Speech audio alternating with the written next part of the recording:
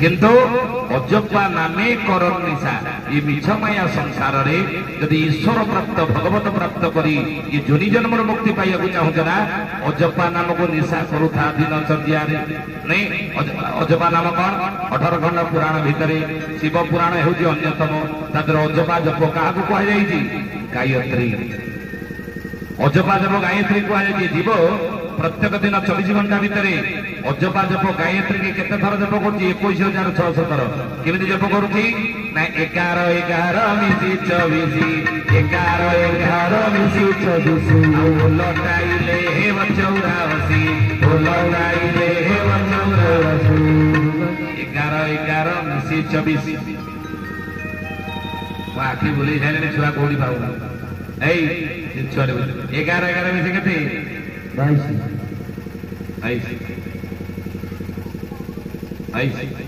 भूल अच्युतानंद महापुरुष लिखिले 11 11 मिसी 24 11 11 मिसी 24 लटाइले हे 84 लटाइले 84 पुराण करिले से हो अतिथि पुराण करिले से हो अतिथि हरण करिले से 64 हरण करिले से 64 11 11 मिसी 24 करदेबी नुआ आधुनिक पाठ पुराणा पाठ आपण अच्छी छबिल वर्णबोध बही आउ चलुच ना ये सरकार चेंज है छबिल वर्णबोध उठेदेले आउ छबिल वर्णबोध जो बिले चिन्ह आउ तादर अच्छी चेंज हो गला ये नील गाड़ी गुड़िक सब मटिया गेरुआ हो सब चेंज होगा स्कूल गुड़िक मैंने 11 11 22 ना 24 करदे ना पुणी आउ से 22 मन रखा ना 24 मिनिट करवा केमी 11 कहले बामना कपड़ा 11 कहले डाहाण नाक बुड़ा या चंद्र नाड़ी कहती या सूर्य नाड़ी कहती नहीं ये दीटा नाड़ी रे पवन भीतर को जाऊँ नहीं केते जाऊँ ना जाऊँची बार आसुची बार जाऊँची बार आसुची बार जाऊँची बार आसुची बार जाऊँची बार आसुची बार जाऊँची बार आसुची बार भीतर को 12 आंगुली आम प्रश्वास प्रश्वास भीतर को पवन जा कौन कहते प्रश्वास बाहर को पवन छाड़िया कौन निश्वास निश्वास प्रश्वास माध्यम पवन केते बाट जा आसिया हो ना जाऊँची बार 4 आंगुली 4 4 8 आंगुली 8 4 12 आंगुली एति बाट पवन जाऊ जाऊ सब जाऊना तेणु जाऊँची बार आसुची बार ये 12 12 मिसेला केते आंगुली धन केते आंगुली तो बुझेला नहीं तो 11 11 मिसेला 11 11 मिसी 24 11 11 मिसी 24 लटाइले हे 84 लटाइले हे 84 11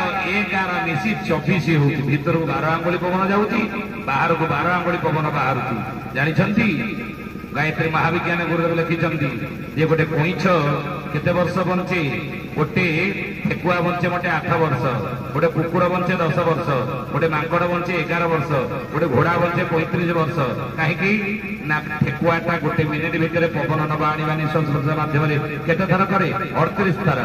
गोटे कुकुर करे केते थर ना 32 थर पवन नवा आने गोटे मिनिट रे गोटे मांकड़ करे 29 थर पवन नवा आने निश्वास माध्यम गोटे घोड़ा करे केते 19 थर पवन नवा आने गोटे मिनिट रे गोटे साप केते वर्ष मध्य 1000 वर्ष कहीं गोटे मिनिट रे पवन नवा आने निश्वास प्रश्वास माध्यम केते थर करे 8 थर गोटे कईछ करे केते वर्ष पछे 2000 वर्ष कईछ बंचे अर्थ गोटे मिनिट भितर पवन नवा आने निश्वास प्रश्वास माध्यम गोटे 5 थर करे बुझे ये निश्वास प्रश्वास को जब दीर्घ कर दीर्घायु हो बहुत वर्ष बचब स्वरजोग साधना शिव कही पार्वती के गुरुदेव लिखिं स्वरजोग साधना आसन प्राणायाम द्वारा आदि व्याधि निवारण बही जब स्टल थी ये गुरुदेव लिखिं पढ़ी आप पढ़ी बुझे पवन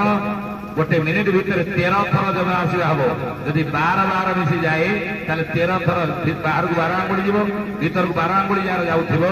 जानवे 13 थर हो गोटे मिनिट जदि 12 12 न गला 12 12 न गला कौन हम महापुरुष 13 थर जीव ना 13 थर न जीव से आम आयुष कमी आयुष कमी आयुष हानि हुए केते पवन कौटी रही लिखा काली यज्ञ बेले मुझे कौटी केते खंड पवन ये मुखरे केते खंड चलला बेले केते श्वास प्रश्वास केते गति चले बुझे केते गति पवन जीवा आसिया हुए आ पंचषष्टिया स्त्री संगमे पंचशरी ये सब लिखा जाइए स्त्री संग पंचष्ठिया 65 थर क्षिप्र गति पवन जा आसा हुए काटिक आसंता काली यज्ञ बेले आम कहू तेणु पवन अनुकूल चंद्र जदि आम आश्रित अच्छे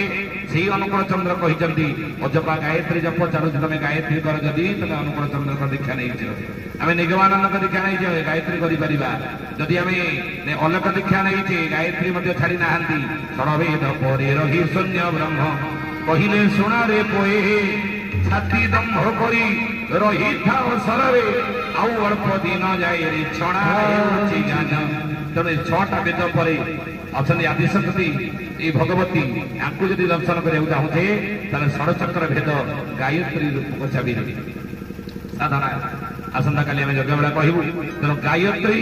ब्राह्मणर कामधेनु ये विधि विधान सहित जो मैंने गायत्री जप करेंगे निजे सुस्थ निरोग संपन्न एवं शतायु हेबे संपन्न हेबे गायत्री जप कले परिवार स्वर्गर वातावरण खेल परिवार देवी देवता माने पुत्र कन्या रूप में जन्म हेबे एवं सामाजिक सम्मान लोक सम्मान मिल गायत्री जप कले यज्ञ